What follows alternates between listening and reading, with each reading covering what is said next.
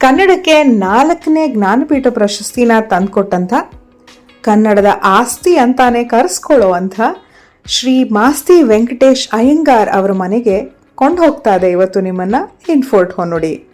Welcome to ಇನ್ಫೋರ್ಟ್ Honnudi. Content ಇಷ್ಟ ಆದ್ರೆ ಲೈಕ್, ಶೇರ್ ಅಂಡ್ ಸಬ್ಸ್ಕ್ರೈಬ್ ಮಾಡಿ. ಮಾಸ್ತಿ ಅವ್ರ ಬಗ್ಗೆ ವಿಶೇಷವಾಗಿ ಹೇಳಬೇಕು ಅಂದರೆ, ಅವ್ರು ಹುಟ್ಟಿದ್ದು ತಮಿಳು ಮಾತಾಡುವಂಥ ಶ್ರೀ ವೈಷ್ಣವ ಅಯ್ಯಂಗಾರ್ ಬ್ರಾಹ್ಮಣ ಕುಟುಂಬದಲ್ಲಿ. ಮನೇಲಿ ಮಾತಾಡ್ತಾ ಇದ್ದಿದ್ದು ತಮಿಳು. ಆಮೇಲೆ ವಾರಾನ್ನ ಮಾಡ್ತಾ ಬೇರೆ ಬೇರೆ ನೆಂಟರ ಮನೆಯಲ್ಲಿ ಬೇರೆ ಬೇರೆ ಊರುಗಳಲ್ಲಿ ಓದ್ತಾರೆ. ವಿದ್ಯೆ ಪಡೆದಿದ್ದು ಮಾಸ್ಟರ್ಸ್ ಇನ್ ಇಂಗ್ಲಿಷ್ ಲಿಟ್ರೇಚರ್. ಆದರೆ ಸಾಧನೆ ಮಾಡಿದ್ದು, ಸೇವೆ ಮಾಡಿದ್ದು, ಸಾಹಿತ್ಯದಲ್ಲಿ ಕೃಷಿ ಮಾಡಿದ್ದು ಕನ್ನಡದಲ್ಲಿ. ಕೇವಲ ಸಾಹಿತ್ಯದಲ್ಲಿ ಕೃಷಿ ಮಾಡಿದ್ದಷ್ಟೇ ಅಲ್ಲದೆ 26 ವರ್ಷಗಳ ಕಾಲ ಮೈಸೂರಿನ ಸಂಸ್ಥಾನದಲ್ಲಿ ಅಸಿಸ್ಟೆಂಟ್ ಕಮಿಷನರ್ ಆಗಿ ಕನ್ನಡ ನಾಡಿಗೆ ಸೇವೆಯನ್ನು ಸಲ್ಲಿಸಿದವರು ಮಾಸ್ತಿ ವೆಂಕಟೇಶ್ ಅಯ್ಯಂಗಾರ್. ಚಿಕ್ಕವೀರ ರಾಜೇಂದ್ರ ಅನ್ನುವಂಥ ಗ್ರಂಥಕ್ಕೆ ಜ್ಞಾನಪೀಠ ಪ್ರಶಸ್ತಿ ಪಡೆಯುವಂಥ ಮಾಸ್ತಿ ವೆಂಕಟೇಶ್ ಅಯ್ಯಂಗಾರ್ ಅವರು ಕನ್ನಡ ಸಾಹಿತ್ಯಕ್ಕೆ ಮಾಸ್ತಿಯವರ ಕೊಡುಗೆ ಏನು ಅನ್ನೋದನ್ನ ಬಹುಶಃ ನಮ್ಮಿಂದ ಹೇಳಲಿಕ್ಕೆ ಕಷ್ಟವಾಗಬಹುದು.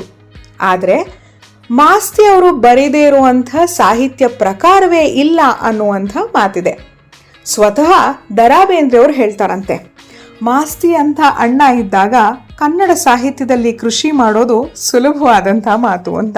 ಇನ್ನು ಸಾವಿನ ನಂತರ ಕೂಡ ಸಾಹಿತ್ಯಕ್ಕೆ, ಕನ್ನಡಿಗರಿಗೆ, ಕನ್ನಡ ನಾಡಿಗೆ ಏನಾದರೂ ಸೇವೆ ಸಲ್ಲಿಸಬೇಕು ಅಂತ ಅವ್ರಿಗೆ ಅನಿಸಿತ್ತು ಅಂತ ಅನ್ಸುತ್ತೆ. ಹಾಗಾಗಿ ಅವರ ಮನೆ ಇವತ್ತು ಗ್ರಂಥಾಲಯವಾಗಿ ಮಾರ್ಪಾಟಾಗಿದೆ. ಹಳೇ ಕಾಲದ ತೋಟದ ಮನೆ. ಬಾಗಿಲು ತೆರೆದ್ರೆ ಸ್ವತಃ ಮಾಸ್ತಿ ಅವರೇ ನಿಮ್ಮನ್ನ ಮನೆಯೊಳಗೆ ಸ್ವಾಗತಿಸ್ತಾರೆ.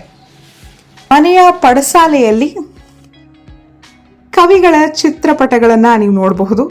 ಹಾಗೆ ಮಾಸ್ತಿಯವರ ಕೆಲವು ಸಾಧನೆಗಳನ್ನು ಹೇಳುವಂಥ ಚಿತ್ರಪಟಗಳು ನಿಮಗೆ ಕಾಣಿಸುತ್ತೆ. ಇನ್ನು ಒಳಗೆ ಹೋದರೆ ಪ್ರತಿ ಕೋಣೆಯಲ್ಲಿ ಸಾವಿರಾರು ಪುಸ್ತಕಗಳು, ಅಲ್ಲಿರುವಂಥ ಅಂದರೆ ಆ ಊರಿನ ಯಾವುದೇ ಓದುಗನಿಗೆ ಸಹಾಯವಾಗಬಲ್ಲಂಥ ಪುಸ್ತಕಗಳು, ಹಾಗೆ ಕೂತ್ಕೊಂಡು ಓದೋಕೆ ಸಾವಕಾಶವಾಗುವಂಥ ಸ್ಥಳ. ಅದ್ಭುತವಾದಂಥ ಗ್ರಂಥಾಲಯವಾಗಿ ಮಾರ್ಪಾಟಾಗಿದೆ ಮಾಸ್ತಿಯವರು ಆಡಿ ಬೆಳೆದಂಥ ಮನೆ.